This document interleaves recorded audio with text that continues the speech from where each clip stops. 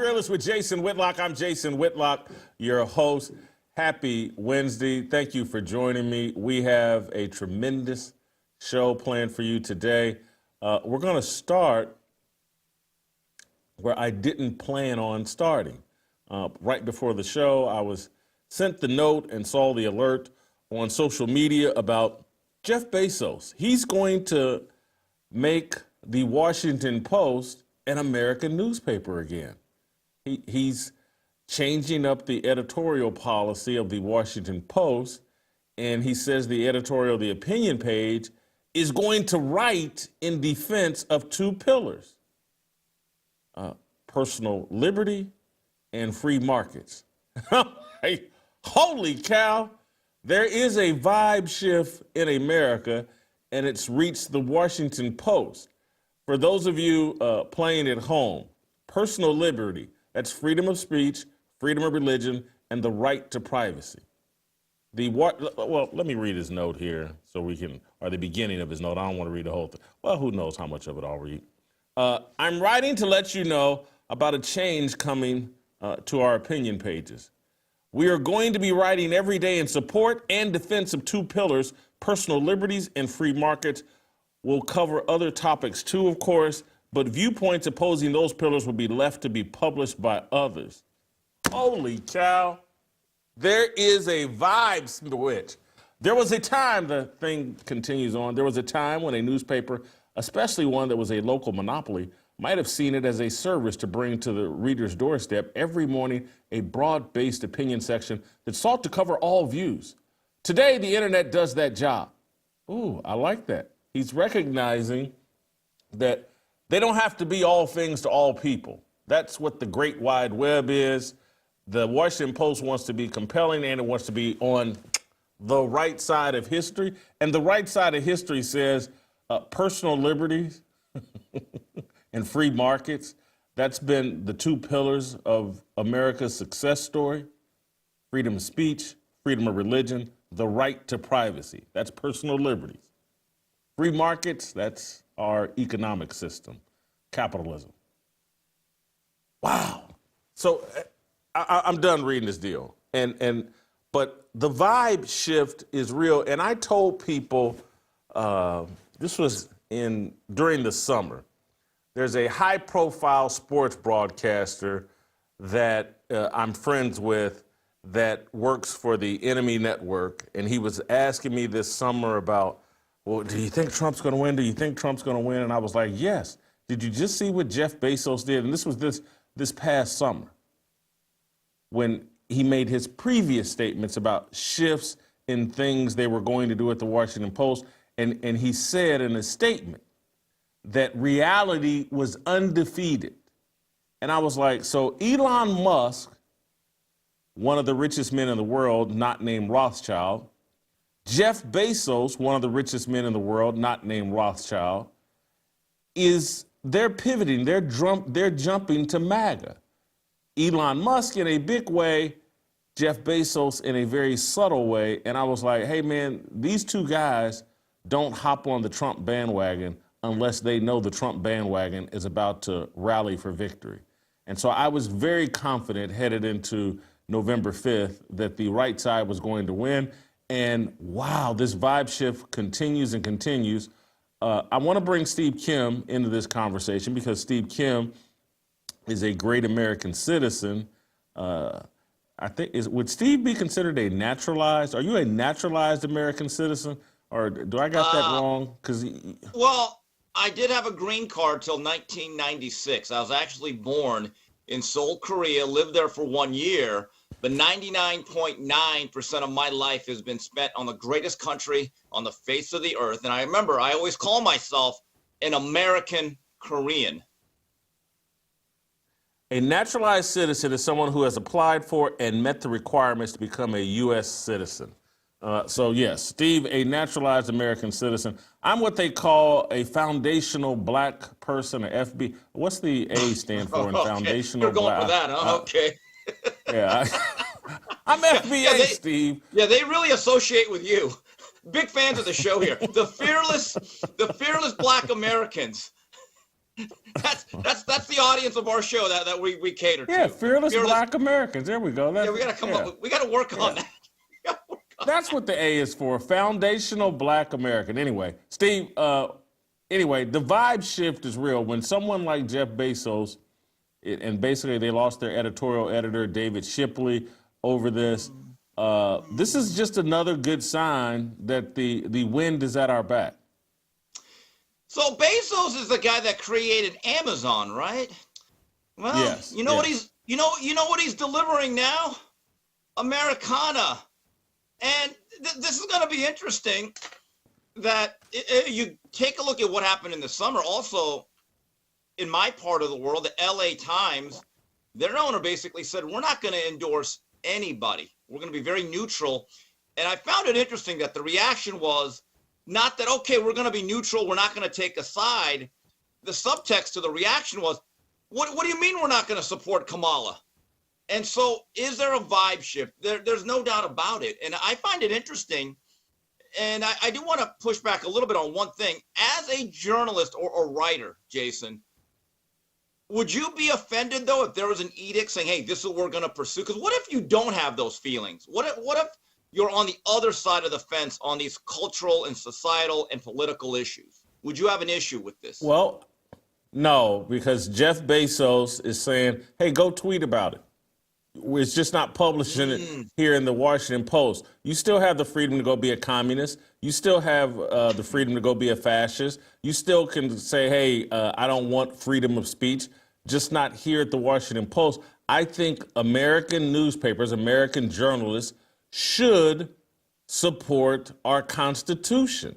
And our Constitution is clear cut as it relates to personal liberties, freedom of speech, freedom of religion, the right to privacy. We've walked away from all this surveillance society that we live in. We've handed over our privacy in pursuit of safety. When I hear him saying this, particularly as it relates to right to privacy, maybe we'll start getting some editorials and some reporting about like, hey man, we overreacted to 9/11 and the Patriot Act was an overreaction, and we've surrendered a lot of privacy rights that we shouldn't have, and we need to start that discussion on how do we walk this back. No, I wouldn't have a problem. If someone's sticking to, hey, this newspaper is going to defend constitutional rights, and we're not going to allow the communists, we're not going to give the other side an opportunity in this particular paper to air those, I got no problem with it. Yeah, after this news and that tweet this morning, I don't think Joy Reid's going to send her resume over to the Washington Post editorial section. But here's the thing. You make an interesting point about what is allowed, what can we do, can you tweet it, keep your personal feelings on your social media. Jason, for those who are completely against Bezos, and you know they're going to complain about him siding with the authoritarian dictatorship and all the buzzwords that they use. The reality is, though, about 3-4 years ago, anyone that had pro-American feelings was, in essence, censored in the general mainstream media. And in fact, if someone would have said in 2020, well, wait a minute, we are not a perfect country, but we're still the greatest country on earth. We have a lot of great things. And despite its imperfections, we are still a mighty nation. That person would have been, I think, almost blackballed. They would have been handcuffed, and they would have been silenced in their own way. So maybe, Jason, all of this, no matter what anyone may say, maybe Bezos is now just leveling the field. He's definitely leveling the playing field, and it's long overdue. Steve, before we get to these sports topics, let me take care of a tiny bit of business so we got plenty of time here. So I want to talk to you guys about ExpressVPN and protecting yourself. Have you ever been browsed in incognito mode? And again, this goes directly to what I'm talking about as it relates to Jeff Bezos, your right to privacy. How do you protect that in this current environment? ExpressVPN is one way. When you're on that private mode, it's not as incognito as you might think. Google recently settled a $5 billion lawsuit after being accused of secretly tracking users in incognito mode. Google's defense, incognito does not mean invisible. In fact, all your online activity is still 100% visible to a ton of third parties unless you use ExpressVPN. One of the easiest ways for data brokers to track you is through your device's unique IP address, which also reveals information about your location. With ExpressVPN, however, your IP address is hidden. That makes it much more difficult for data brokers, internet service providers, and Wi-Fi network admins to monitor, track, and monetize your private online activity. ExpressVPN also encrypts 100% of your network traffic to keep your data safe from hackers when you're on public Wi-Fi. It works on all your devices, phone, laptop, tablet, you name it. Just tap one button to turn it on and you're protected. It's that easy. ExpressVPN has shown me how valuable protecting your private data can be. Now, I don't go on the internet without it. Protect your online privacy today by visiting expressvpn.com/fearless. That's Express, EXPRESSVPN.com/fearless. And you can get an extra 4 months for free. expressvpn.com/fearless. Steve, I want to circle back to you and let's talk some sports. Luka Doncic and the Los Angeles Lakers hosted the Dallas Mavericks last night, and it was a big deal. It was a big game as they try to resuscitate life, in my view, into the LeBron James narrative and milk LeBron James and the Lakers for sagging TV ratings one last time. It did not hit with me, and I know there has been a bit of a TV bump for the Lakers now since they've added Luka Doncic, but this whole thing, it's unsalvageable to me. Luka Doncic with LeBron James. Now, I'm saying this whole resuscitation of LeBron James. I'm not, the NBA can be fixed. I'm saying the resuscitation of LeBron James. He's cooked. He's cooked. You got all these older players that can't stand him. They're jealous of the money he makes. And they're just done with the whole LeBron GOAT narrative. And so that's why I can't get into, and I like Luka Doncic, and it is a somewhat of a fascinating story, but it's all superseded and trumped by my disdain for LeBron James. I'm right there with everybody else. I'm tired of the GOAT talk, and while I won't go there that Kobe's better than LeBron, I'm just LeBron James and the whole GOAT thing has taken on a life of its own that is now undermining LeBron James, and that this whole Luka storyline isn't going to resuscitate LeBron James, even though, look, I think they're 14 games over 500. There are some people that think they are an actual threat to win a title. They won again last night. Anyway, are you in any way captured, enthralled, interested, and just slightly interested in what's going on with Luka Doncic, LeBron James, and the Lakers? Well, let me just say one thing. Nothing gets me pumped up for basketball. And what a great lead-in the Lakers Mavericks had with that 40-point thriller between Cleveland and Orlando. What a great lead-in, right? But anyway, so I'm watching this game, and look, the Lakers are going to be a pretty tough out. When you have two of the top 6-7 players in the league, look, and they seem to be pretty well coached. I think J.J. Redick has to be given some credit. As you said, they're well above 500. They're playing consistent, steady basketball. Jason, this is what I noticed, though, yesterday, and it's very early in the process. Okay, let me get that out of the way. Doesn't it look like they're running two different offenses based on who's bringing up the ball? When LeBron has the ball ends with him, finishes with them, and then it's like on his side of the ball, and then Luka just kind of stays on the other side of the court. Conversely, when Luka starts the offense, it's just the opposite. He dribbles the ball, he does whatever he does, and then LeBron's on the other side of the floor. And I finally saw a little bit of this in the second half where they ended up putting him on the same side of the floor, played a little bit of a two-man game. They're going to have to find a way to get those guys to fit together, more in sync together. Because that has been the concern, is that you have two ball-dominant all-star level players, and they don't play well off or with each other. The other thing, the Mavericks missed a lot of chip shots in the paint, especially in the first two quarters. Still some concerns about their overall ability to stop people and protect the rim. Now, with that being said, I don't know how much of a threat they are, but just my view from what I saw, they look like they're going to be a pretty tough outcome the playoffs. What you describe and what you're seeing, if you remember the early years, maybe year and a half, 2 years of the Miami Heat. Yeah. They went through this with Dwyane Wade and LeBron James and two different kind of styles of offense. And, hey, LeBron, it's your turn. Hey, Dwyane, it's your turn, blah, blah, blah. And it ended up getting them cooked against the Dallas Mavericks. They're going to have to work that out, and we'll see if J.J. Redick is up to that. I find it unlikely. I do also want to remind everybody, Anthony Davis did not play last night for the Dallas Mavericks, and Dallas still had a chance. Still had a chance to win that game, and probably would have won it if AD had played. Jason, how ironic and appropriate was it that on the night the Lakers paid tribute to Anthony Davis for his years of service, helping us bring a bubble championship? He's injured.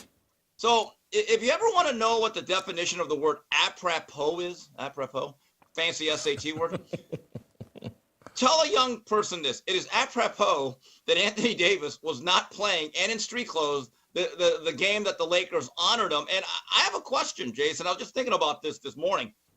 The Lakers have a rule to have your jersey retired. And you get one of those big styrofoam things that looks like a jersey with your number and your name on it. You have to make the NBA Hall of Fame. So Michael Cooper is the latest one. So you got Chamberlain, Jabbar, West, Kobe, Shaq. Anthony Davis will most likely make the NBA Hall of Fame or Pro Basketball Hall of Fame. Most likely. Question. I think he has a shot. Look at the accolades. No. Most likely, it's definitely going to happen. All right. If Michael Cooper's in the Hall of Fame, holy cow! Do not. Are you slandering Michael Cooper? I'm not. I love Coop. Oh my God. Hall of Fame, Steve. Hall of Fame. I can make the case, and we'll do that later. But so I have a question, Jason. So when he makes the Hall of Fame, and Jeannie Buss, who has very low standards, we do a retirement ceremony for him. Will that big styrofoam jersey actually just be a sports coat with his number on it, or a pair of slacks? Not an actual jersey. Wouldn't that be apropos for Anthony Davis? That would be good. That would be good. Steve, I do want to, if you can, off the top of your head, I'm sorry you've taken me down this path, but give me a 90-second, 2-minute, 60-second. Michael Cooper, Hall of Fame. The man never made an NBA All-Star game, Steve. Great defensive player. Couldn't have won titles without him, but Hall of Fame? Do we value defense or not? This is a guy that Larry Bird said, that's the one guy that gives me problems.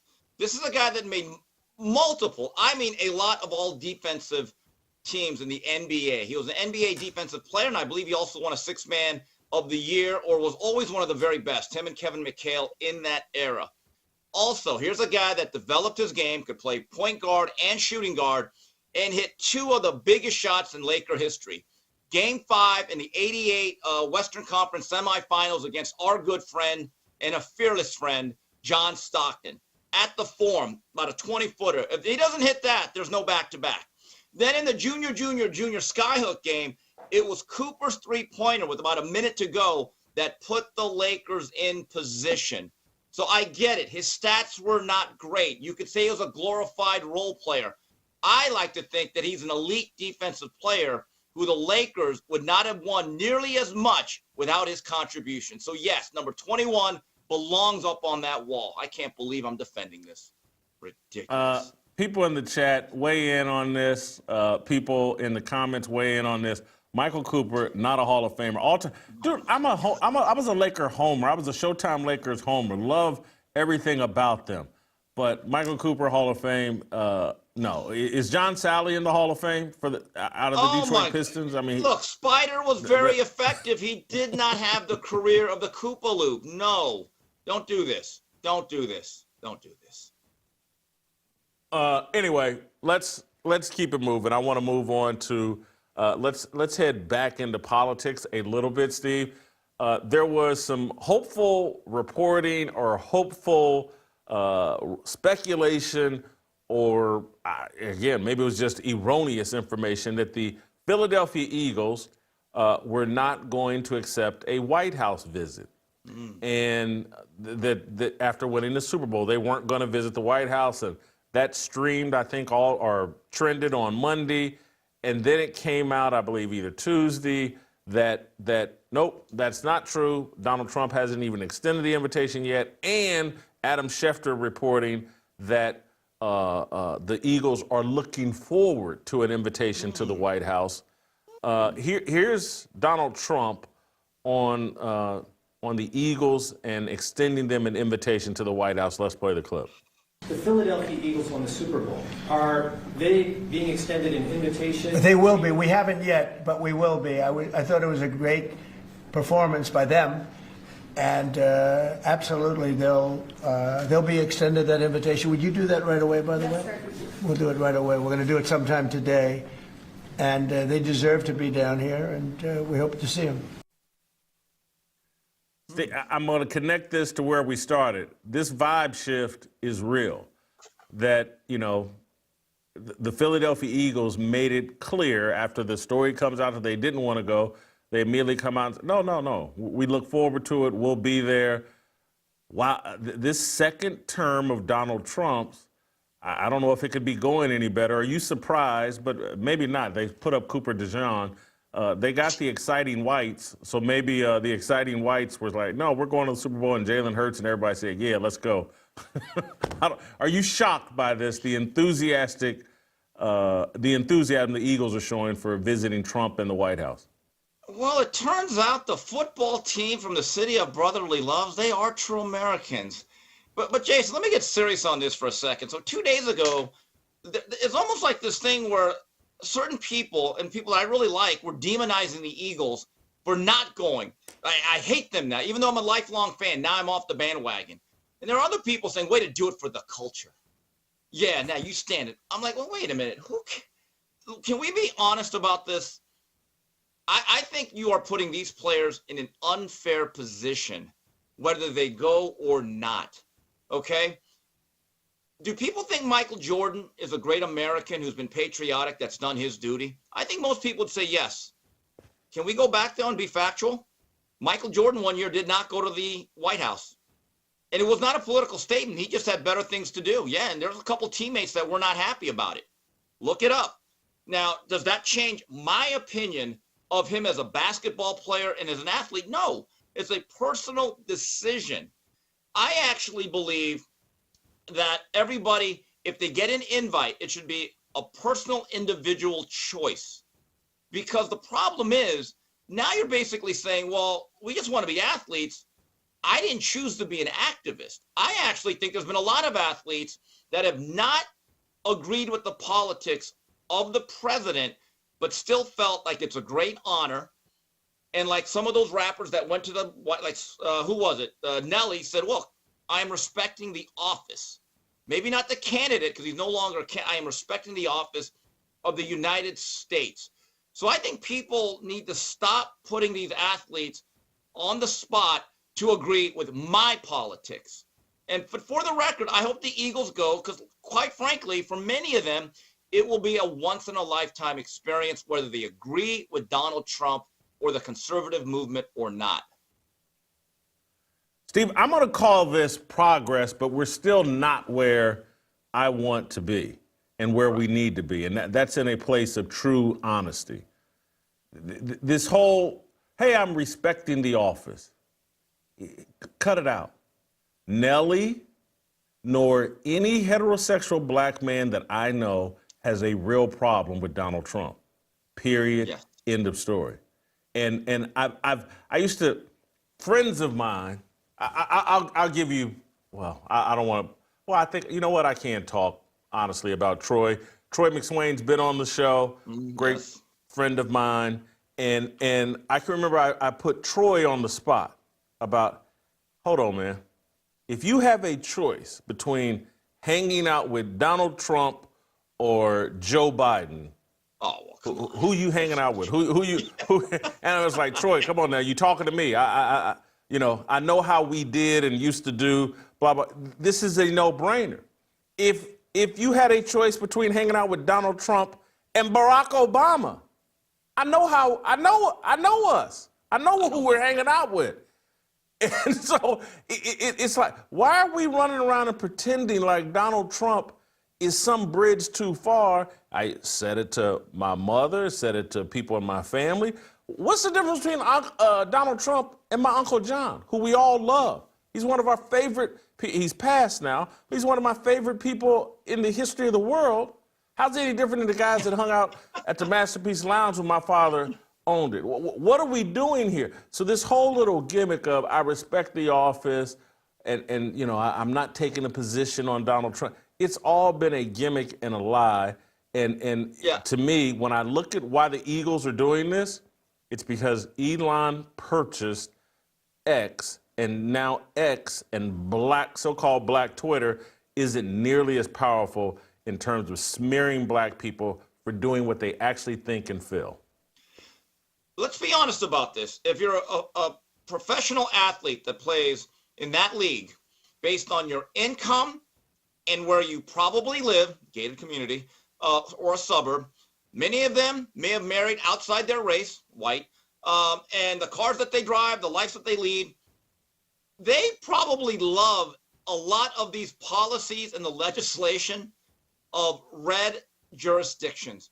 They may not be able to admit it publicly. They could certainly never tweet it. But the reality is they probably love the direction of this country, maybe more the safety that they feel. And look, I wonder how not the Jalen Hurts or the A.J. Browns, but I wonder how the mid-level player that nobody really knows, and he understands, look, I'm going to have a 5-year career and then I have to go into the real world. Going to the White House, outside of getting the Super Bowl ring and the experience, is one of the great things that will happen in his life, right? It'll be something he'll never forget. I would be upset if the online mob kept that from happening. Really. And I'm going to be fair about this. Those who are very, very conservative that said they like the Eagles, that were then outraging, I'm never going to root for that team again. You know what, Jason? I think they need to get over it too. Really, to be fair about this. I'm going to disagree with you because I wasn't outraged, but it's like, man, these wimps, I get it. These simps, stand on what you believe, man. You don't have you're not gonna. I've been in too many football locker rooms, first as an athlete and then as a journalist. Nobody has a problem with Trump. Yeah. Maybe Michael Sam did. Maybe who's the white dude that played for the Raiders? You know what? He didn't even have a problem. He voted. The defensive end that was gay that got the sack for the Raiders. He voted Trump. Yeah, he voted for Trump. There's no football locker, there's no basketball locker room where they have a problem with Trump. Too many of these guys are wimps and simps, and too many of them live in fear of their black wife, girlfriend, side piece, mistress, whatever. And it's like, oh my God, if she knew I like Trump, they would, I wouldn't get any more. Jason, we need to do a Gallup poll. So the guys that are married to black wives, what do they think? What about the ones that are married to the white wives, though? There may be a great divide there. But I think I've told you this before. About 3 years ago, Showtime did a 4-part documentary on the King, the quartet of Duran, Leonard, Hearns, Marvin Hagler. And since it was on Showtime, it had a very, very political, liberal lean. There was an agenda there that not only were they going to talk about this great era of fights in the 80s, there was an anti-Reagan agenda to this thing. And it was clear as day. You know what the ironic thing is, though, Jason? And they actually did show this. Hagler went to the White House to see Ronald Reagan. Ray Leonard, when he got his eye busted and he had to retire and he's in the hospital, you know who gave him a call to check up on him? Ronald Reagan. He went to the White House. Duran was the only one, because of the Panama Canal, did not want to go. And then Tommy Hearns and Emanuel Stewart went to the White House at the invitation of Reagan. And I've been told by people that are very close to Emanuel Stewart that one of his most prized possessions is actually a picture of him and Reagan shaking hands in the Oval Office. So while these producers of this documentary may have hated Reagan and Reaganomics, it's funny. Those actual fighters didn't seem to mind at all. It's the biggest psyop and Twitter-inspired cosplay performance that, you know, somehow black men got a problem with Donald Trump. I'm so glad it's ending. And you know, I'll give Elon the most credit because I'm just telling you, the hold that social media, particularly Twitter, had on black men and everybody in the media. And I don't want to let off the hook the other group that does all this faking and gyrating and pretending like they hate Trump and blah, are white male broadcasters. Many of them. And I could sit here and name names if I want, you know, if someone that think, and I like this person, I'm about to say his name, but I just got to keep it real. And I'm telling you, I like this person, but Cowherd, running around pretending like, or maneuvering in a way like he has a problem with Donald Trump. It's a joke. It's a joke. Jason, speaking of your old partner, I was very suspicious. Now, again, I don't care if he's a Democrat or a Republican. We're all allowed to have our opinion. He does not have to agree with me and vice versa. But when he blurted out, I just feel as though, Kamala, they are the party of joy. Party of joy. There's been a compilation been put together by these guys on YouTube, great content creators that I watch on a regular basis. Party of joy was that approved mantra that currently is a threat to the Constitution, a constitutional crisis, right? And it's amazing when you watch these things, how 75 news stations across the country will actually say the exact same words. Party of joy was one of them. There's no doubt about it. Colin Cowherd got the script and he played by it. He was part of it.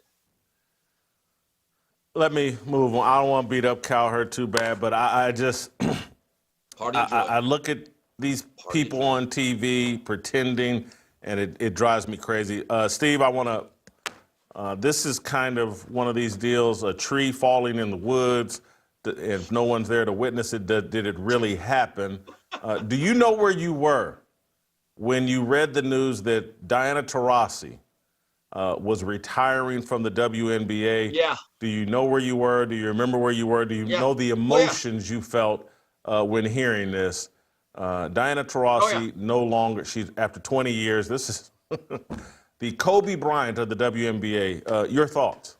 Yeah, I remember exactly where I was vividly. I was in bed, I had just woken up, and I got the rundown from John Hadley on the text. That's how I found out. And my reaction was, geez, we're talking about this. Can we go back to the Kobe LeBron debate? So that's my emotion right there. That's exactly the way it happened, Whitlock. Just like that. Look, this was treated as major news at ESPN, and I just, here's why I'm bringing it up, though, Steve. And Diana Taurasi needs to realize it. ESPN needs to realize it. If there was no Caitlin Clark, this would not be major news. The only reason why retiring from the WNBA, because think of all the players that have retired from the WNBA, never been treated as major news until Caitlin Clark. And so Diana Taurasi, who welcomed Caitlin Clark to the WNBA, saying, you know, she's got a lot to learn and it's going to be a rough start. She was part of the group that had a little animus toward. Caitlin Clark actually has made her retirement relevant and newsworthy. So as she exits the stage, I hope that she remembers to thank Caitlin Clark for that 1 year of relevancy that Caitlin Clark gave her. You make a great point. Can we be honest about it? Cheryl Swoops, there it is, maybe the greatest player of all time, certainly maybe on the Mount Rushmore, right? The only time she's been relevant the last 5 years is talking about Caitlin Clark, right? I mean, anytime that we have cared about Miss Swoops, or what she has said, or even looking back at her accomplishments. Why? Caitlin Clark. There's no doubt about it. There is a Caitlin Clark effect that actually impacts those in the past and the present incredibly well. All right, I don't want to spend more time on that than we should. I just wanted to troll her, and we did. So let me keep it moving. Steve, there's an important story, and I'm sorry that we're only getting into this 30 minutes into the show. This morning when I was talking to the team, I was saying, hey, look, this story we're about to go into is actually the most important story in sports. Really? But no one wants to hear it. No one wants to address it. No one wants to deal with it. We're all have been bought and paid off by the gambling companies. And so it's not going to get covered. It's not going to be a big deal. But I got to give Pat Forty and Michael Rosenberg of SI.com, these are journalists from my generation, they put together a pretty compelling story about what they believe to be a widespread gambling ring that's having impact in college basketball. And they say it's pretty pervasive, and this is kind of the tip of the iceberg. Obviously, they have an inside source within either the FBI or whoever's leading up this investigation. And Steve, one of the things I thought about is like, wow, there's a major gambling investigation and charges being brought, and trust me, this will not be talked about on ESPN, not to the degree that it should. It won't be talked about on podcasts the way that it should, because FanDuel, DraftKings, and the gambling company, they own all of us. And so this story is going to be ignored, and we're going to pretend like there hasn't, because Steve, where I go with this is like name, image, and likeness in college sports. Oh, we just got to get the athletes paid, and you got Shedeur Sanders and all these guys, big gold chains, they're driving $200,000 cars, they're buying their mom's houses, and I was like, where did y'all think this was going to lead? Yeah. That once the guys at the top are making that kind of money, what do you think's going to happen? Because this story focuses in on, like, man, a lot of this gambling corruption is toward the smaller schools. It's the HBCUs, it's the mid-majors. And I was like, those kids are sitting on their campus going, man, if I had caught the right breaks, I would be playing at a Big Ten school, an SEC school, and I would be wearing the big gold chains and getting the money like everybody else. And they go, oh, you know how we can do it? Gambling. We can take a shortcut, particularly with all this individual, hey, if I don't score X number of points or grab X number of rebounds. Again, this story is centered on Jontay Porter, the NBA player, Michael Porter's younger brother or older brother, younger brother, I think, who's going to jail for getting caught up in a gambling scandal. Steve, I just think this is a huge, huge story that is not going to be properly covered. No, it can't be. And this is what you talk about, the slippery slope. And it's also that saying, you want to find out who really owns you? It's about the people you can't talk about. But Jason, to be fair, because it's easy to throw FanDuel and DraftKings under the bus or blame them. But when it comes to college basketball, though, it seems like every 10 to 15 years or 20, there is a point-shaving scandal of some sort. There was the New York City scandal. I think a bunch of games at the New York Garden that almost ruined that thing. Remember, Boston College in the early 80s, I think Sammy the Bull Gravano may have been involved. I think there was a documentary over that. Also, the one that I remember the most, because it was a Pac-12 team and a player that I remember very well, Arizona State in the mid-90s. There was a player by the name of Steven Headache Smith. He was actually throwing games, point shaving, and one of the great lines ever when they talked about it, it was, and here this whole time we just thought Steven Smith was an inconsistent shooter. So this is really nothing new, Jason. And now because of the specter of who is sponsoring and who is funding a lot of these things, now it really won't be covered. I almost think it'll be looked upon, unfortunately, as a part of doing business. And it's going to be another story that I think will take hold in the social media sphere over X, over a Reddit, over a Facebook, or even maybe to some degree Instagram, but the legacy media, and even in our space, the podcast space, we're going to do our best to ignore it. But this conversation's not going to go away because too many gamblers are being affected by it. Too many screwy things are going on in sports. These things that we can't talk about that everybody else is talking about privately is going to expose the fraudulence. And I'm not blaming FanDuel or DraftKings. I'm blaming a system that we've allowed to turn totally chaotic. But go ahead. I got a follow-up point here, but go ahead. One of the greatest basketball or sports movies I thought was incredibly well done was Blue Chips with Nick Nolte, Shaq, Penny Hardaway. But do you remember that one scene or one of the storylines is that the point guard, Tony, tough, hard-nosed kid from Chicago, there were gambling rumors. And they're like, well, wait a minute. So they started looking at the tape, and he was like fumbling the ball, dribbling it, and all of a sudden Nick Nolte said, that kid's on the take. That kid's on the take. And it reminded me, because I'm reading this story about how a player took himself out of a game because of the props. Think about a player that's usually a scorer that suddenly stopped shooting the ball in a close game. And you're thinking, wow, that guy's really unselfish. Or is he? Now that you could actually do individual player props, Jason, this thing is really easy to actually make some money at it if you are subtle enough. And so again, this is where I'm blaming the NCAA, I'm blaming coaches, because everybody's been silent and no one wants to, hey, I'm making $3 million a year as a head coach, I'm making $1 million a year as a position coach, I'm making $10 million, I'm at the top of the profession. I don't want to upset the apple cart, but trust me, all of these coaches know and are highly aware of, like, hey man, we've allowed a level of corruption to seep into our sports. I had a major college coach 2 years ago telling me, like, hey man, this whole NIL thing, we've given gamblers direct access to our athletes.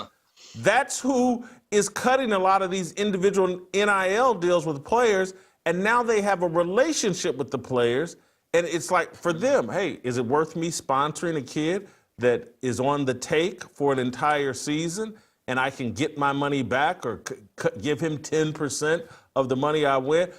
This is a major issue in sports, and I don't know if we have a journalistic apparatus that's willing to get at this story. And I think people are going to read the SI story and think to themselves, well, it's happening very pervasively with HBCUs and mid-major schools. It's not that big of a problem, or it's a problem we can ignore. And I completely disagree. Yeah, and to think that it only happens at mid-level, I completely disagree. And Jason, I'm not casting aspersions. I'm just stating a fact. If you go back to the 1991 UNLV Duke game, one of the most devastating losses I've ever taken as a sports fan, do you remember what the other big story was coming out of that game? It was that Stacey Augmon was implicated because the UNLV players had a hot tub picture with Richard the Fixer Perry. And that basically was the end of Tarkanian. So, and again, that was a team that was very well funded. I'm sure they were getting paid under the table. It can happen to anybody. The reality is everybody is vulnerable. We are all human. We're all sinners here. Boy, I had forgotten that. And you may, because now that I'm thinking about it in terms of just these kids that get a little bit of money, and they're now hanging out in strip clubs. They're now trying to turn the little bit of money they get into even more money. Yes, to even more money, and that just exposes them. And they can get compromised the same way as, golly, I'm sitting here. I'm about to spin this deal in a way you're going to be like, oh man, Whitlock, why are you going there? But I had a major college coach tell me about a well-known, long-time NBA player that he coached in college. And that that player was having gay sex with a teammate in their locker room. And he walked in. The maid told him, the maid, the cleanup lady, was like, hey, coach, you know, you got something going on crazy in your locker room. And he jumps up to go see what it is. And one of his best players is rear-ending another one of his best players. And I'm just telling you, when you think about in politics, the sexual compromise and Joy Taylor and all this other stuff, with all of this gambling stuff and how these secrets and how they can be leveraged and used, people don't want to talk about it, man, but this thing is crazy. Okay. I'm just Jason, telling you. For a second there, I thought that you were going to say that the guy was paying off a gambling debt. I thought you were going there. But I want to make one thing clear about Richard the Fixer Perry. Stacey Augmon was one of a few players. I think it was Anderson Hunt and George Ackles. I want to make that clear. It wasn't just Stacey Augmon. I love Stacey, Plastic Man. Yep. Just saying. Just want to clear that up. You did. Steve, I'm going to keep it move. I'm going to keep it moving. I got one last thing I want to share with you, and this is more humorous. I saw a couple of videos that made me giggle. The first one made me giggle, and then the second one, I was like, oh, I can connect this to the video that made me giggle. I want to show you this short video of Michael Jordan on a yacht with his very lovely, very lovely. This is not, I just play the video. We got to be careful with the music, but play the video, and it's talking about this super expensive watch that Michael Jordan has on. I wish we hadn't used the lower third because it gives away my deal, but when you look at that video of Michael Jordan, what comes across your mind, Steve?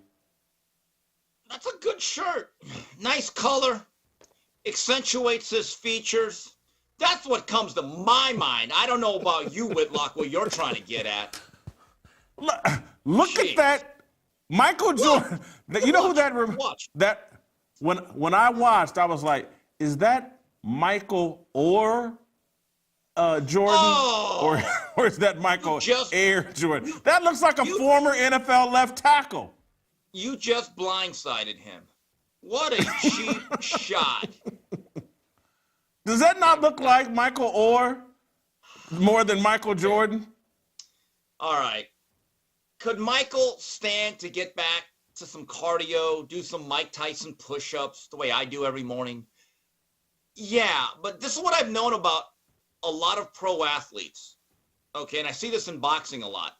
A lot of the smaller guys or the guys that had to cut and make weight, you see them 3 years after retirement, all the food that they deprived themselves of, they seem to have eaten it those 3 years, and they're literally sometimes 50, 60, 70 pounds heavier.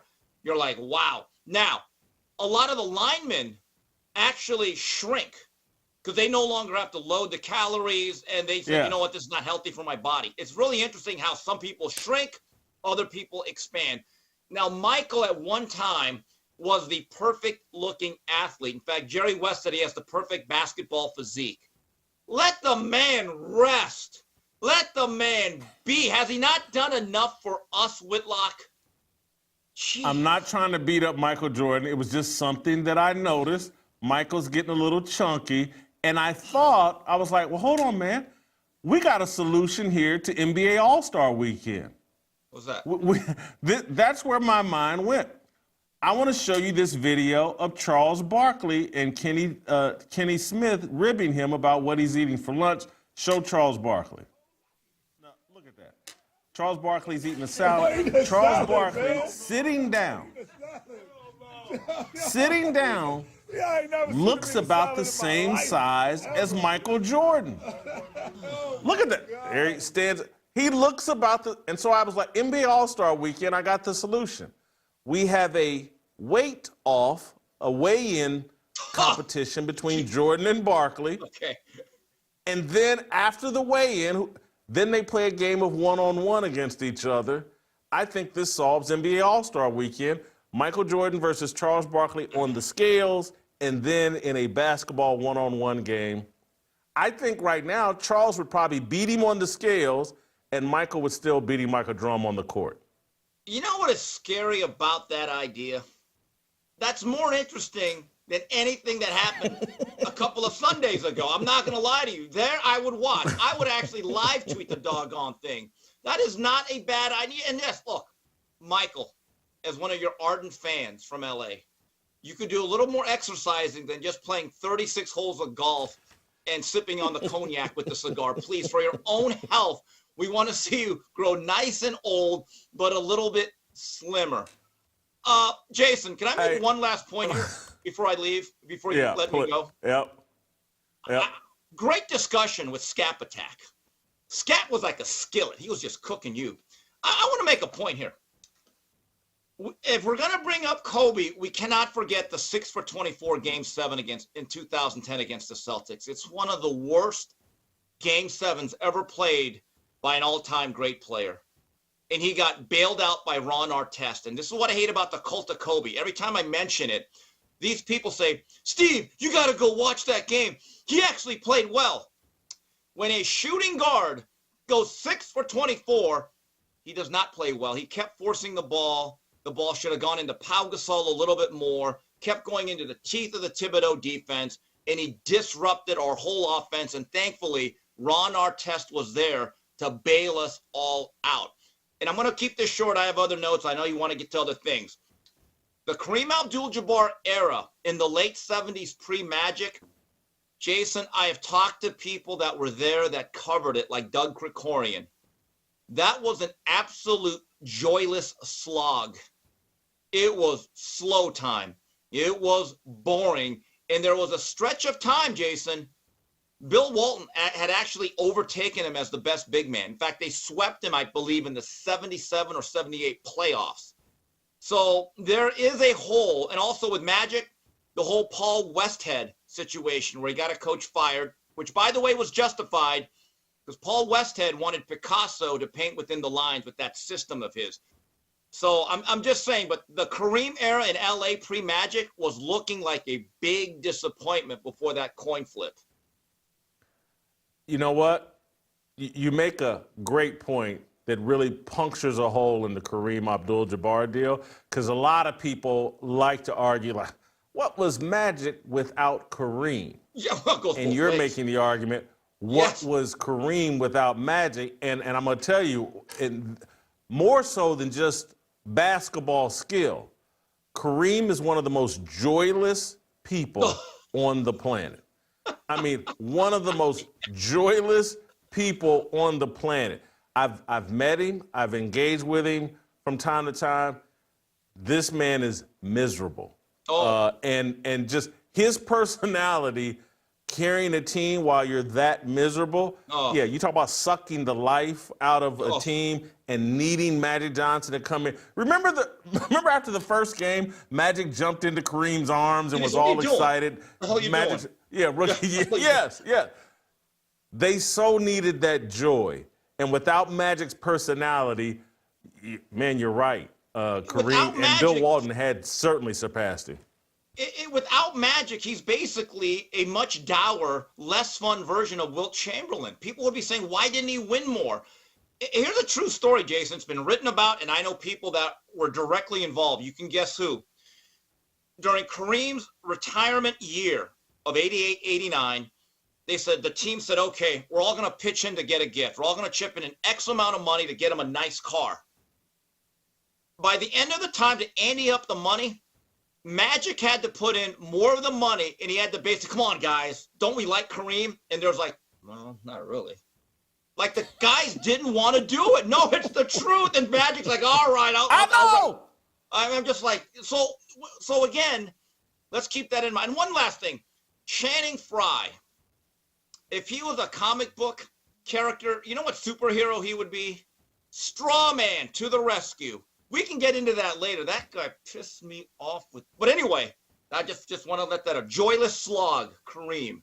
Joyless slog. I'm gonna let you go on this note. You made an excellent point about Kareem Abdul-Jabbar, and I wish I had thought of it yesterday or before I made the argument with Scap. I want to let you go with this thought. I want to show you I want to go back to my All-Star Weekend fix. You're telling me you don't want to see Charles Barkley and Michael Jordan in a weigh-off, just like Mike Tyson, like these boxers weigh in. Yeah, you don't want. Don't Barkley and Jordan in a weigh-in, weigh-off? That would be. Or I wish we had. I'd asked for the picture. Remember Tyson before the fight with Jake Paul when he walked away from the camera and his with the half moon. Yeah, with the half moon. Yeah, the half moon, not the full moon. Jason, given what I've done for the last 25, 30 years of my life, I've seen a lot of men, too many men in their underwears, almost naked, seeing how much they weigh. I'll be honest with you, given your idea, I would actually look forward to that weigh off more than any weigh in I've ever covered.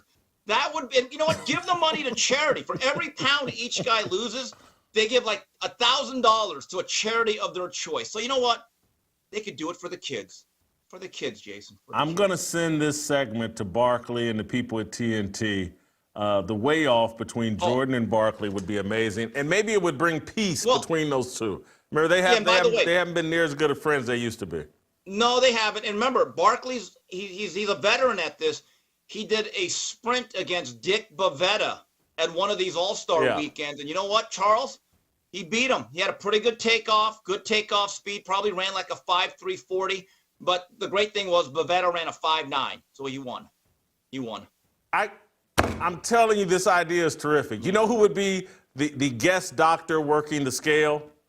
Tiger Woods. You talk about must-see TV. Yeah. Tiger Woods working the scale, Barkley and Jordan weighing in. Then Tiger can referee the one-on-one game. Anyway, Steve, thank you so much. Great job as always. We'll see you tomorrow. Guys, I want to remind you all there's still an opportunity, a great opportunity, to come and hang out with me and the crew for Roll Call 3.0. Here in Nashville on May 2nd and 3rd. Tucker Carlson's joining me. It's going to be a great event. Go to fearlessrollcall.com. Saturday tickets, just $100 right now. $100 gets you into our all-day Saturday event. We got great VIP events on Friday and Saturday night. Fearlessrollcall.com. Don't go anywhere. When I come back, I got a rant I want to get off my chest about a lot of things going on in the political media space. And then after that, I'm going to bring Shemeka Michelle into the conversation that I kick off. A little special fire starter off the top of my head. Next.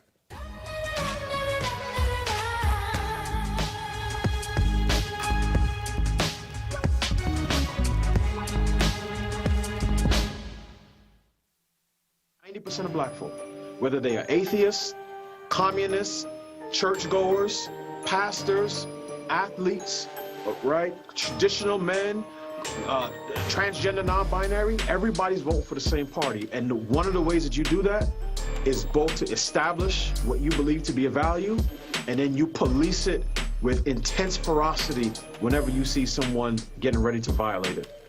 The thing I like about MAGA, and I think this happened in front of you all's group, did Trump announce this Pfizer CEO and he got booed? And this is what I like about MAGA, to be honest with you, is like, oh, they're gonna keep it real. You can invite us to the White House, we're gonna take all these pictures, but you bring out one of these Pfizer people or someone we don't like, we're gonna let you know. His words are our religion, no regrets in our decisions. We all want to go to heaven with freedom. It's my obligation, no hate, discrimination, raising up your hands for freedom. All right, welcome back. I'm about to set the show on fire, set the world on fire. Before I do that, I do want to remind you all, we're going to play Listen or Lose on Friday like we do every Friday. That means you have an opportunity to win $100 in Bitcoin from the Fold app. The Fold app is how I'm acquiring, getting into the Bitcoin game. Every Friday, we play our little trivia game, Listen or Lose. Right here, you answer the most questions correctly. You get $100 in Bitcoin sent to your Fold app. Go to foldapp.com/Whitlock, foldapp.com/Whitlock. Send me or Butter an email at lolonfearless@gmail.com if you'd like to play. It's been great so far. It's been a fun segment. You all get to come on, give me some grief, talk with me and Butter, have a little fun on the show. It's been awesome. We do it every Friday. Email myself or Butter at lolonfearless@gmail.com.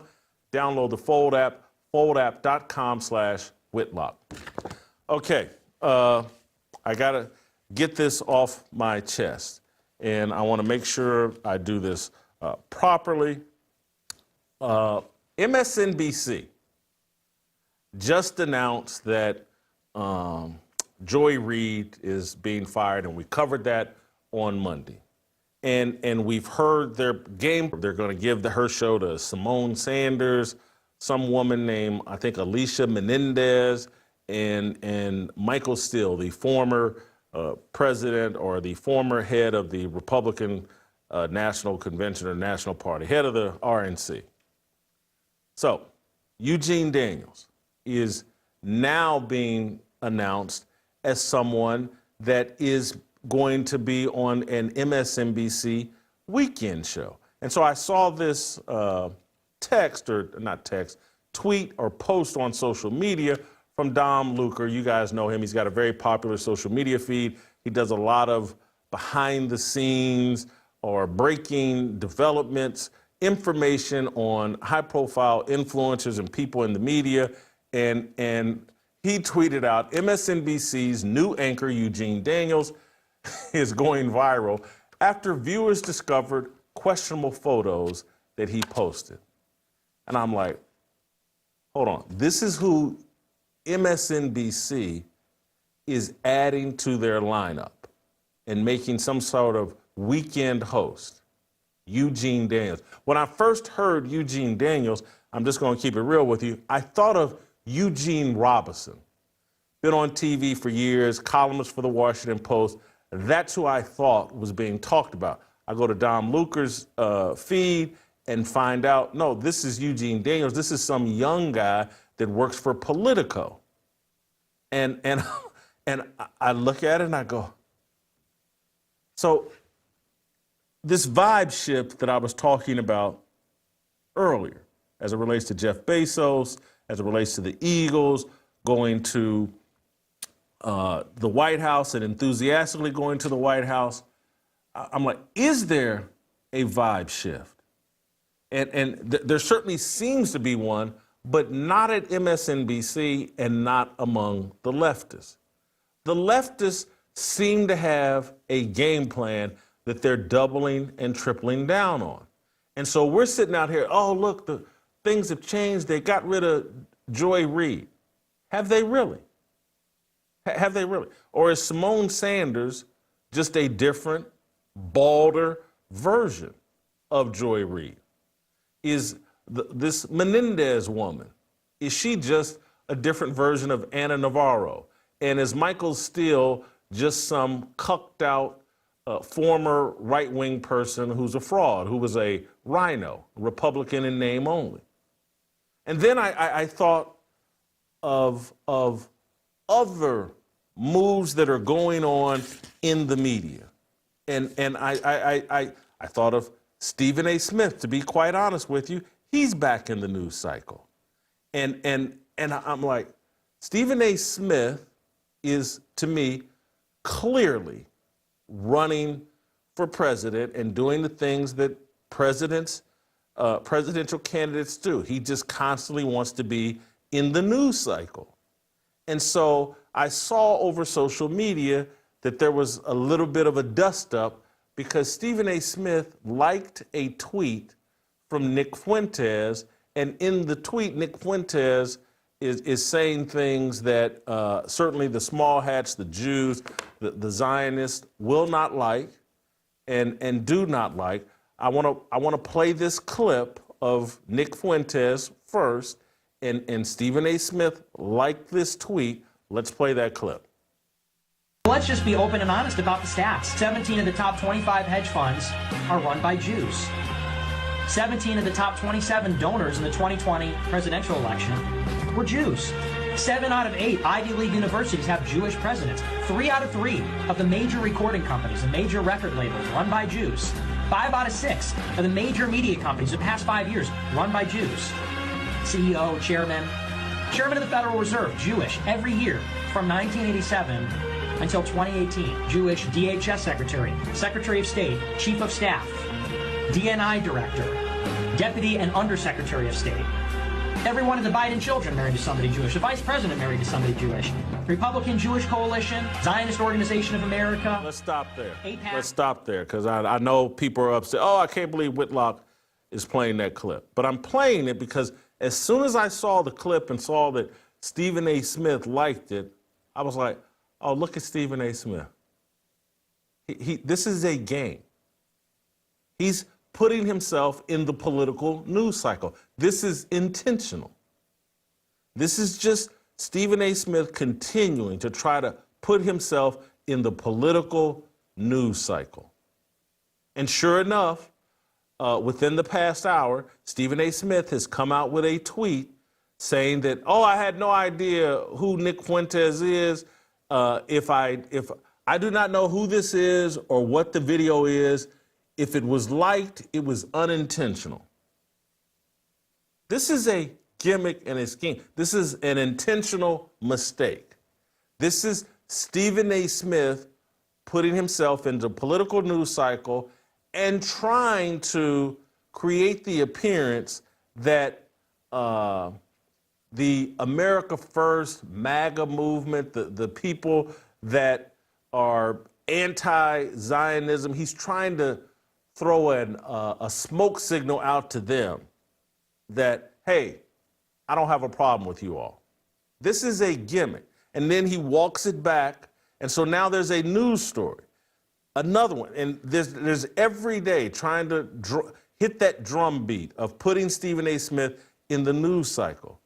And so Stephen A. Smith, I connected to Eugene Daniels. And then I connected to Jasmine Crockett. Jasmine Crockett in the news cycle. Because yesterday someone asked her a question about Elon Musk, and she had one of the most unprofessional and just undignified responses you could possibly have. Let's play the clip. And what we not gonna do is stand around while they pull this bullshit that they trying to pull right now. If you could speak directly to Elon Musk, what would you say? Off. That's it. If you could speak directly to Elon Musk, what would you say? F off. And in the news cycle, Jasmine Crockett, she is running for president as well. And then lastly, and this one's not political, but Zaya Wade, Dwyane Wade's son, who they're calling a girl, on the cover of 17 magazine, Zaya Wade. And I this is a little boy on a girls magazine cover. And you all know I go out of my way not to be hypercritical of Dwyane Wade, because I got a soft spot for Dwyane Wade. I think that he's a good person. I think Gabrielle Union has dragged him off somewhere where he shouldn't be. I like the way that Dwyane Wade honors his own father. And so I'm not going to go over the top with my criticism of Dwyane Wade, because I just don't do it. I got a soft spot for the guy. However, the using of this son's mental illness, and I don't say that to be rude to Dwyane Wade, but it's a mental illness. It was always, up until the last 10, 15, 20 years, this gender dysphoria issue was always considered a mental illness. And I'm just too old to pivot off of that. I'm not. I'm just too biblical to pivot off that.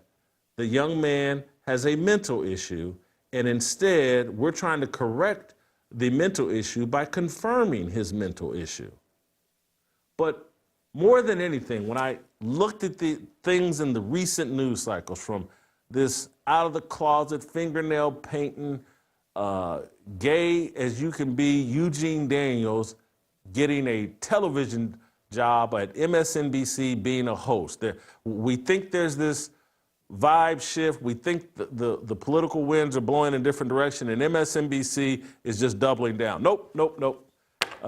Jonathan Capart's being reassigned, but we got somebody gayer than Jonathan Capart. This Eugene Daniels, flaming, as zesty as they come. Then I look at Stephen A. Smith, and as idiot and as planted as you can be, and I look at the intentional things he's doing to get himself in the news cycle, to try to develop himself as a presidential candidate. I look at Jasmine Crockett and her little ghetto shtick and just being as rude and as vile as possible to stay in the news cycle, to hype herself up as a political figure. And then I see this little young child being thrown out there as the face of transgenderism.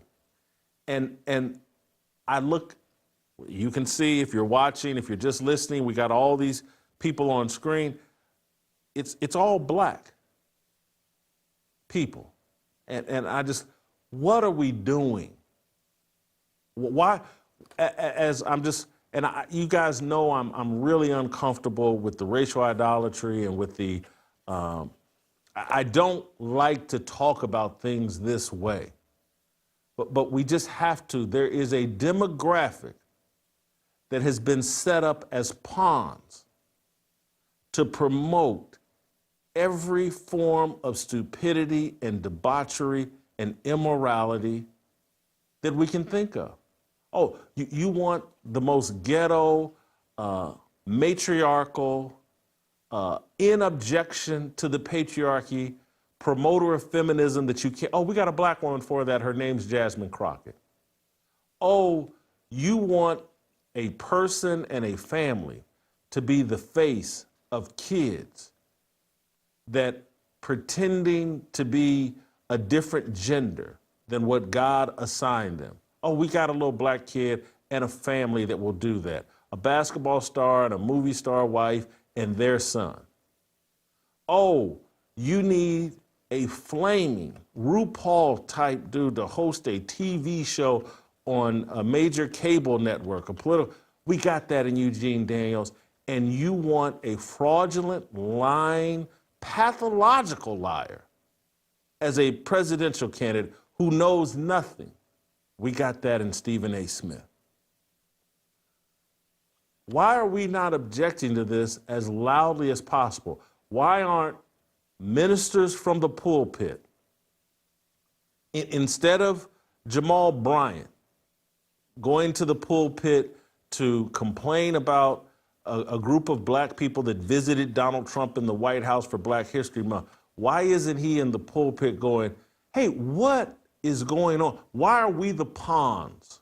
Why are we the pawn stars of this leftist movement to eviscerate all Christian values? Why us? And why have we accepted this assignment? Who's paying us? Who's paying them?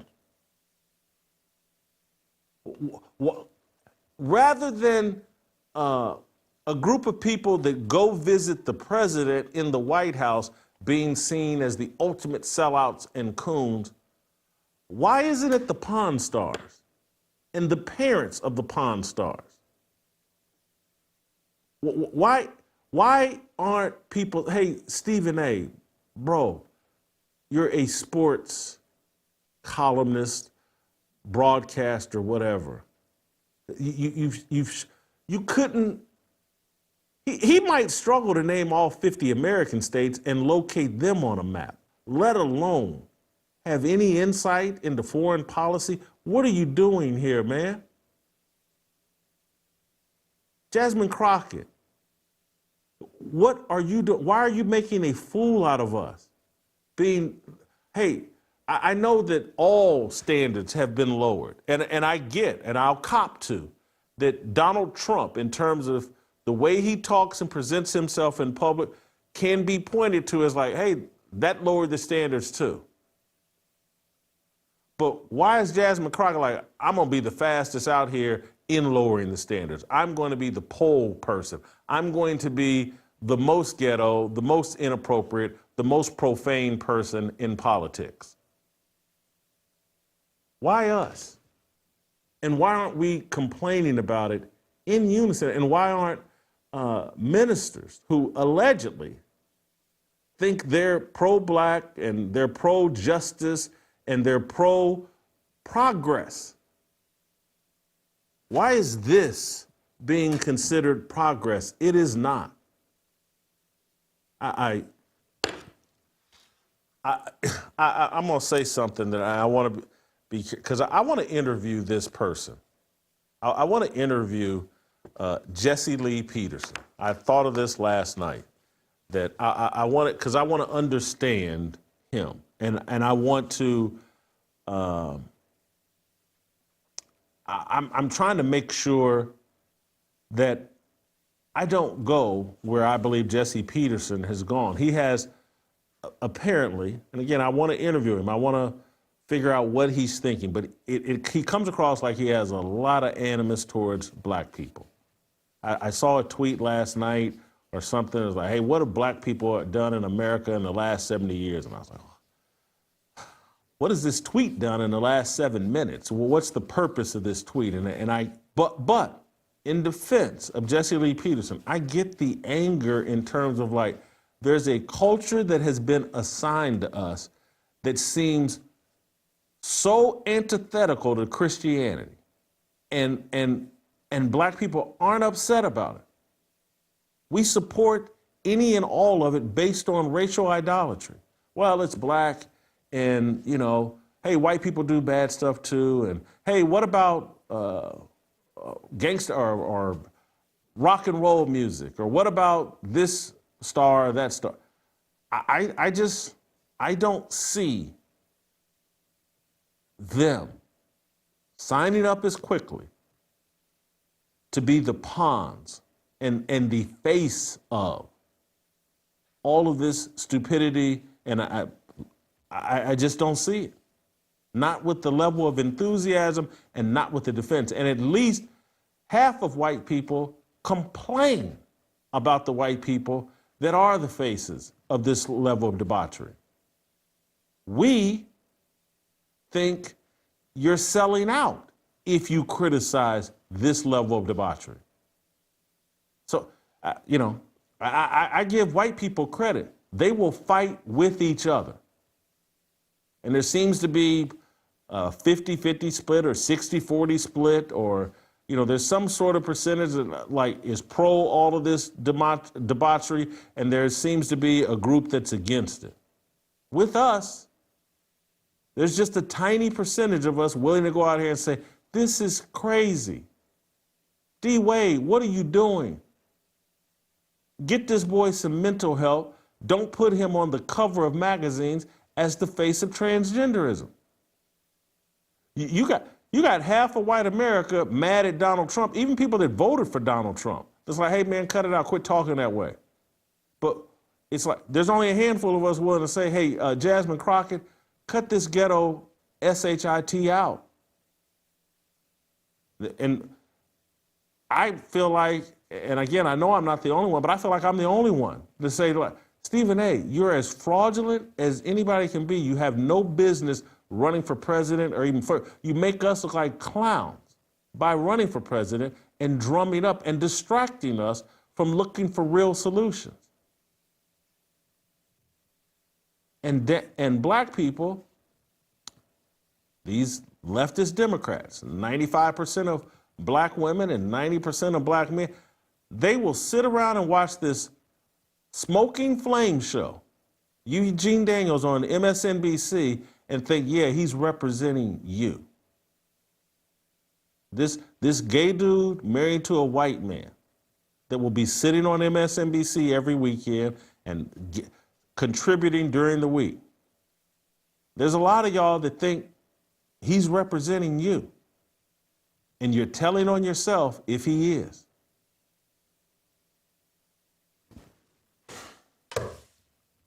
I'm going to bring on Shemeka Michelle and get her thoughts on the Pawn Stars and why there's not more objection to this? Next.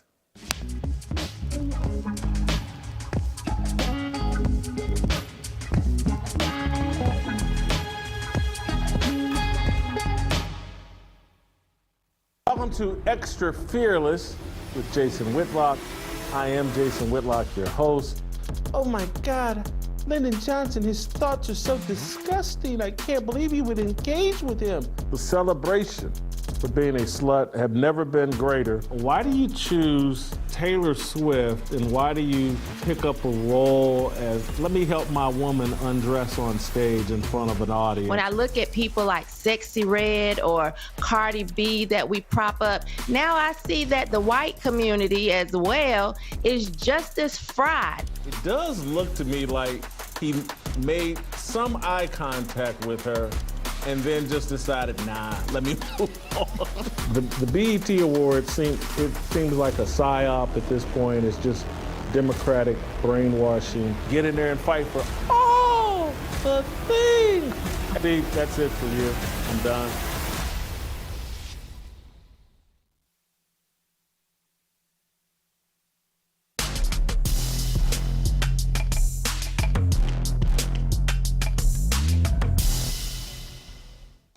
Welcome back. Shemeka Michelle, welcome back to the show. We missed you yesterday. Good to have you back today. Shemeka, I've connected the dots on these things. I don't know if I'm crazy. Maybe my mind just works differently, but I saw Zaya Wade on 17 magazine and Jasmine Crockett talking about F off, and then this Eugene Daniels thing just put me over the top. When I saw those pictures in Dom LaCourse, I was just like, we've signed up to be the face of all this degeneracy and debauchery, and it feels like there's only a handful of us trying to object to it. Am I crazy? No, you are not crazy. I've said for a long time, anytime they want to push something foolish, they wrap it in black.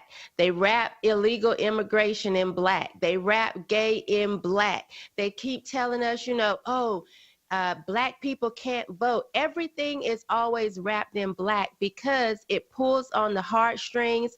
Black people get emotional and they throw and toss all type of logic out the window. That's all you have to do is wrap it in black if you want it to pass. If you want to get it past black people. Again, that goes back to what we were saying last week with Umar Johnson. They got us to really embrace all of this gay stuff by putting a black man as the president. We don't pay attention when it's black. I was looking at Jasmine Crockett, and I knew as soon as I saw it, they're going to put this clip on the Shade Room, and I'm going to go in the comments, and there are going to be tons of black people giving her praise for this type of behavior. And that's exactly what happened. They put it on the Shade Room, and if you go and look at the comments, it's people saying, oh, she's great. Protect this woman with everything. We need to keep her safe. You don't even take the time as black people. And of course, Jason, you did say the bar has been lowered across the board, and that is true. But my problem is we get so wrapped up in the drama that many times we don't look to see, okay, what policies is Jasmine pushing? Jasmine is for men and women's sports. Jasmine is for little kids transitioning. Jasmine is for the aborting of black babies. Why? Because that is the side that she lines up with. Do we even care about what policies she pushes, what values she's pushing? No, we don't. Instead, we like, oh, she'll get them told, oh, she'll tell them off. But here it is. Why do you have a problem with Elon if he's actually finding money that is owed to American taxpayers? I don't understand all of the animosity towards him for that. It's ridiculous because I don't know about Jasmine, but I'm tired of paying taxes. We pay taxes on everything. We have to pay tax when we get paid. Then we go to the store and we pay tax. Then they tax us again at the end of the... I'm tired of taxes.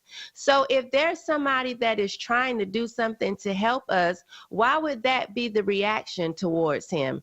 And so it just bothers me that they'll rap it in black, and, you know, she's rapping it in ghetto black, and people are eating it up. It's bothersome. And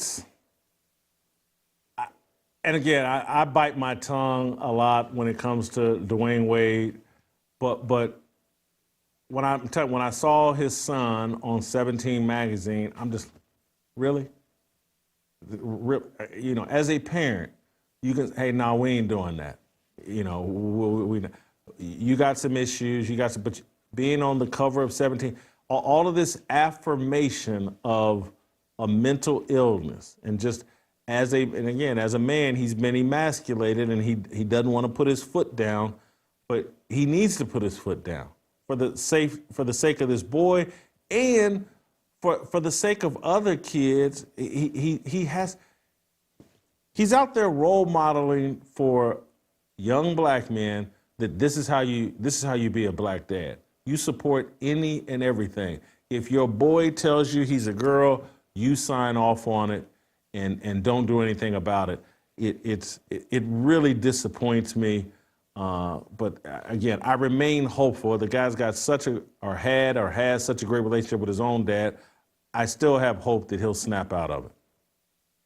Yeah, this was embarrassing, Jason, when I saw this, because we know that 17 magazine was created for female teenagers 13 to 19 years old. So to have this boy on the cover with his hair in blonde braids, he looks stupid in so many ways. Not only because he's a boy parading as a girl, you have this blonde hair in your head. It just looks ridiculous. And I hate that Dwyane Wade is making him the face of transgenderism. It looks really bad. But I always say, of course, we do, you know, point the finger at Gabrielle a lot, but Jezebel can't exist without an Ahab spirit. And so Dwyane Wade definitely has the Ahab spirit. He's letting this Jezebel of a wife just lead him down the wrong direction in worshiping these idol gods. The idol god of transgenderism, the idol god of being popular, the idol god of being the face of everything foolish. This is what he's doing, and he's doing it willingly with a smile on his face. And I don't blame people that say, oh, Dwyane Wade is living through his child, because that's the way that he seems. We look at him and he looks very effeminate most of the time, dressing with pearls, dressing in very feminine clothes. And I wish he would just be honest, but he's parading this child around again, allowing this to be wrapped in black so that it can be more palatable to people. And I just don't like it. His son looks foolish. He is a son and not a daughter. He has a daughter with Gabrielle. Raise her as the little girl. But allowing your son to do this looks very weak. And again, it's an Ahab spirit. Jezebel couldn't operate without it. I think of my childhood, and Magic Johnson was my favorite athlete of all time as a child. It's now Tiger Woods. But Magic Johnson was. And somehow he became the face of AIDS. Now, black men are 6%, 7% of the American population, and Magic Johnson just happened to become the face of AIDS. And now Dwyane Wade and his son, face of transgenderism. Can this all just be coincidence? Or how can it all be coincidence? I mean, seriously, you talking about 6% of the population. I'm talking about black men. Black people are 12, 13% of the population. You know, probably the majority of those are women. But again, I don't want to go conspiratorial. But are we volunteering for these positions? It's baffling to me. Yeah, I don't think it's a coincidence, Jason. I do really feel like it's a design plan to tear up the black family, and then of course the black community, and black people are signing up for it.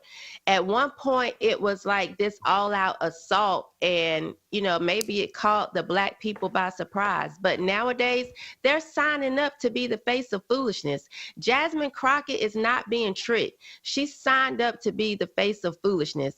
Dwyane Wade pushing his son out there, he's not being tricked. He signed up to have his son put on display like this. So now at this point, we have to ask ourselves, what type of attention whores are we that we would just toss our values, traditional values, just out the window to be seen in these popular places and to be recognized in this way?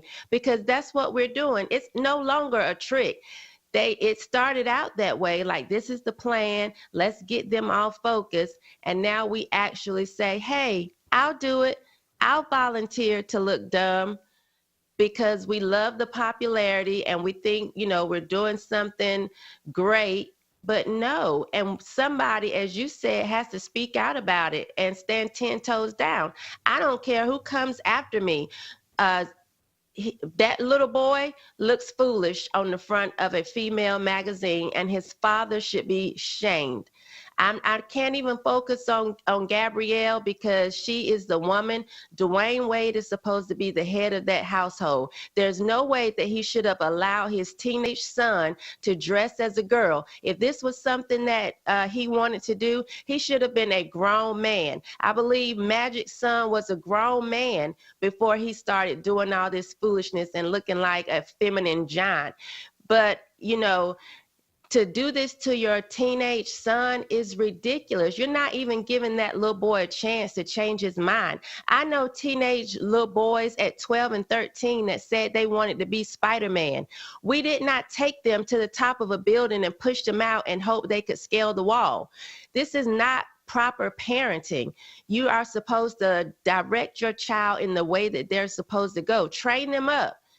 So when they're old, they should not depart. And that is not what Dwyane Wade is doing with his son. And it's embarrassing. It's embarrassing that we have a black man pushing this black boy as the face of this. It's embarrassing.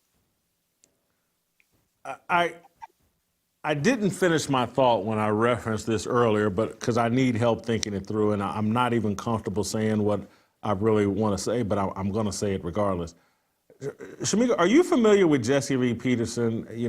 I am a little bit. I've never met him, but I've reached the point where I want to interview him because I'm afraid. I've always been reluctant to engage with Jesse Lee Peterson because he comes across to me as like, man, this dude really don't like black people.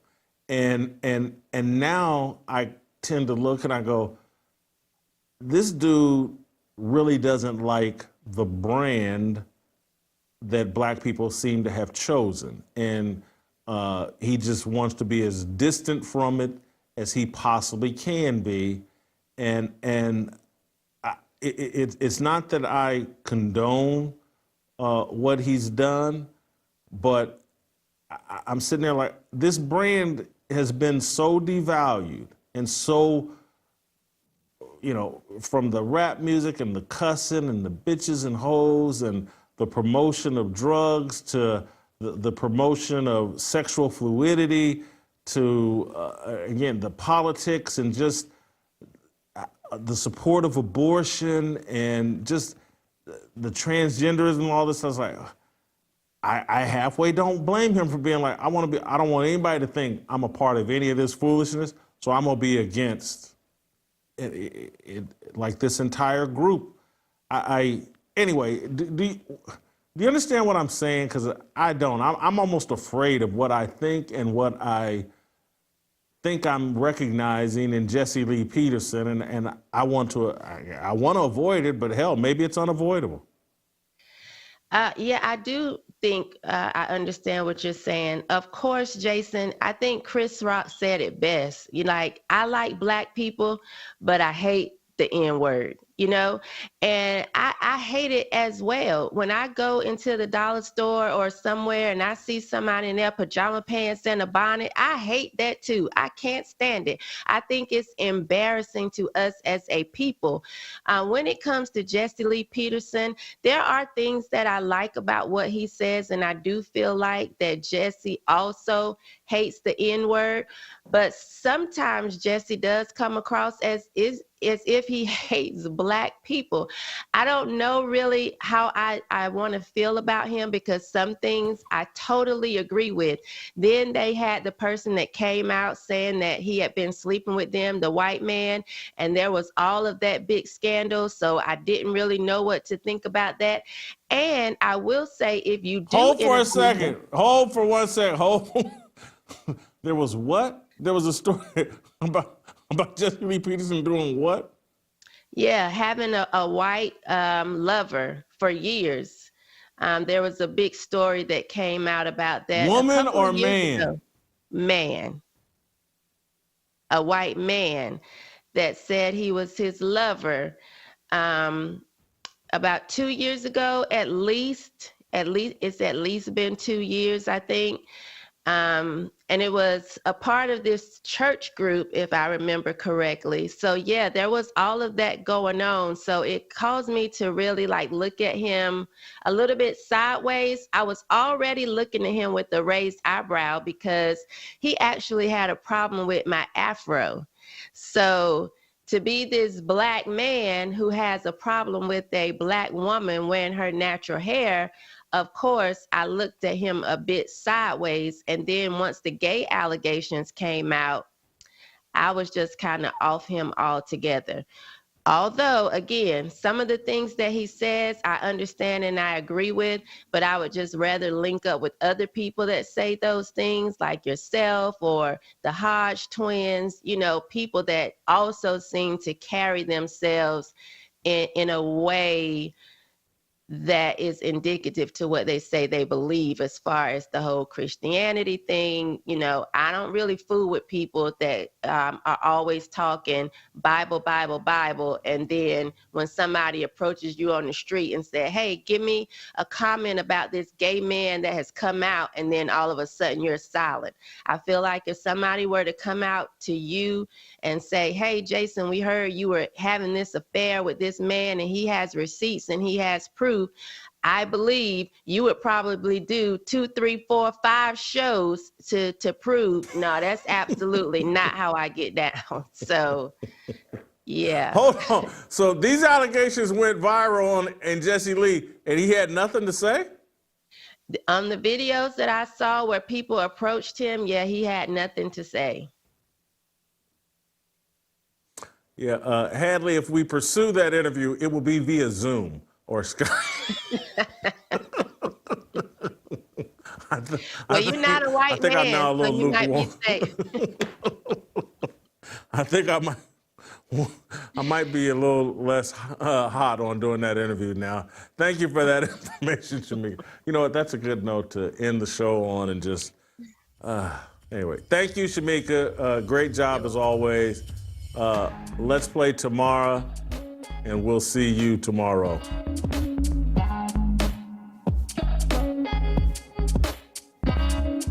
Waiting for the countdown, coming off the breakdown, standing in line for freedom. Looking for a breakout, feeling like a standoff, nothing in life like freedom. Came like a fighter, striking like a ladder, making all these moves for freedom. I want freedom. No negotiation, my sister, no relation. We all just wanna have freedom. Sitting on a corner, never been alone. I'm breaking my back for freedom. Blessed, we are living, get back. We are receiving, all deceiving. We all wanna be free. We want freedom.